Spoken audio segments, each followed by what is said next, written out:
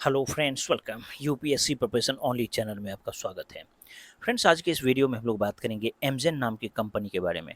देखिए, जो एमजेन नाम की कंपनी है ये अमेरिका की कंपनी है, अमेरिका की बायोटेक कंपनी है, जैव प्रौद्योगिकी कंपनी।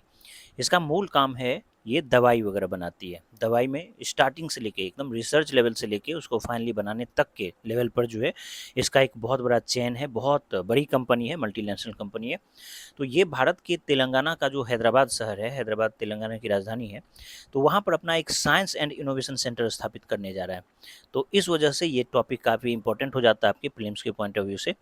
तो देखिए, यहाँ पर दिया है कि 11 अगस्त 2026 को जो है अमेरिका की जैव प्रौद्योगिकी कंपनी एमजेन, ये जो है तेलंगाना सरकार के साथ एमओयू पर हस्ताक्षर किया और हैदराबाद में जो है ये जीनोम वैली में, हैदराबाद का जो जीनोम वैली है वहाँ पर नया साइंस एंड इनोवेशन सेंटर स्थापित किया जाएगा।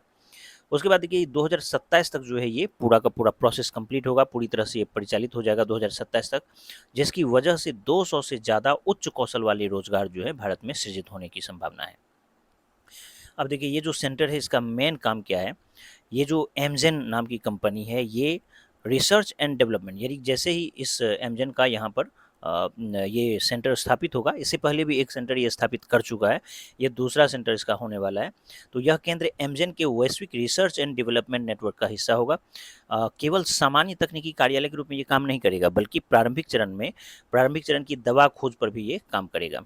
अब देखिए, डिस्कवरी केमिस्ट्री, नए छोटे अणु दवा उम्मीदवारों का डिज़ाइन और संश्लेषण किया जाएगा डीएमपी के, यानी कि दवा शरीर में कैसे अवशोषित होता है, कैसे वितरित होता है, चयापचयित कैसे होता है और उत्सर्जित कैसे होता है, इन सब का रिसर्च किया जाएगा, स्टडी उस पर होगा।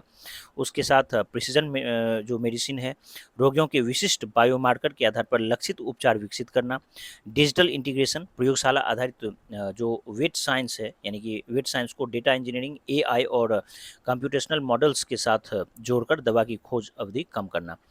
यानी कि ये हर लेवल पे काम करेगा, स्टार्टिंग के रिसर्च से लेकर आगे एआई तकनीक की मदद से और जो कंप्यूटेशनल मॉडल्स है उन सब को एक साथ जोड़ के जो है दवा को बनाने में, उस पर रिसर्च के ड्यूरेशन को कम करने में भी जो है ये अपने लेवल पर रिसर्च करेगा। अब देखिए, जीनोम वैली और एमजेन का जो विस्तार है ये है कि एमजेन ने इससे पहले फरवरी 2025 में हैदराबाद के हाईटेक सिटी में ग्लोबल कैपेबिलिटी सेंटर स्थापित किया था, जिसमें लगभग 3000 पेशेवर कार्यरत हैं। इससे पहले जो फरवरी 2025 में हैदराबाद में ही जो है हाईटेक सिटी में ये स्थापित किया था अपना एक अलग सेंटर, तो उसमें 3000 पेशेवर कार्यरत हैं।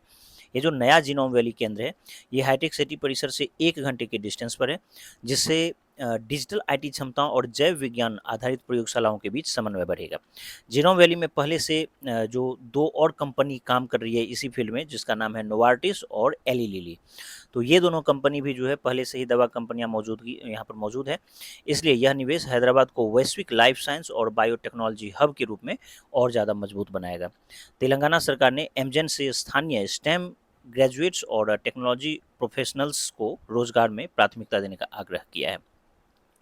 तो चलिए, तो इस तरह से हम लोग फाइनली यही देखें कि ये जो एमजेन नाम की कंपनी है ये हैदराबाद में अपना साइंस एंड इनोवेशन हब या साइंस एंड इनोवेशन सेंटर स्थापित करेगा।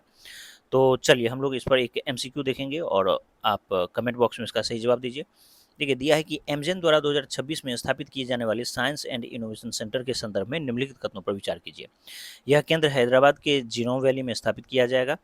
दूसरा है कि इसका प्रमुख फोकस प्रारंभिक चरण की दवा खोज और अनुसंधान होगा। इसमें डिस्कवरी केमिस्ट्री, डीएमपीके और प्रिसीजन मेडिसिन जैसे क्षेत्र शामिल हैं। एमजेन ने इससे पहले फरवरी 2025 में हैदराबाद के हाईटेक सिटी में जो है ग्लोबल कैपेबिलिटी सेंटर स्थापित किया था। तो जो भी आपको इसका सही जवाब लगे उसका जवाब आप कमेंट बॉक्स में जवाब दीजिए। उम्मीद करता हूँ ये वीडियो आप सबको पसंद आया होगा। धन्यवाद।